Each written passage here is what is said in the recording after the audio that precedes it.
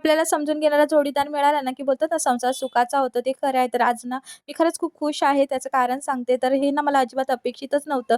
तर आज ना, मी उठण्याआधी म्हणजे मिस्टरांनी माझी सगळी कामं करून ठेवली होती. म्हणजे जे माझं डेली रुटीन असतं ना, पाणी भरण्यापासून, ते सगळं काही करून घेतलं होतं आणि मी इथे माझ्यासाठी कुल्फीसुद्धा आणली होती, ते बाहेर गेले तर.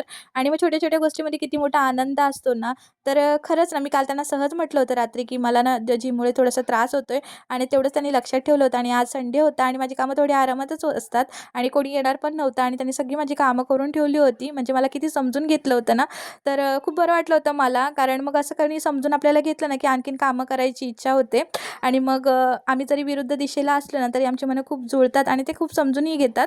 नंतर म्हटलं, "चला आज तुमच्या आवडीचं स्पेशल चिकन बनवते" आणि आज खास हे माझ्या मिस्टरांसाठी मी हे चिकन बनवते आणि मग पहिल्यांदा भावाच्या मुलांना देऊन आली चिकन आणि नंतर मग आजचा संडे खूप स्पेशल होता. मग दोघांनी मिळून आम्ही जेवण केलं आणि नंतर मग हा लॅपटॉप बंद पडला होता. मग ते घेऊन गेले होते रिपेअर करायला. असं होतं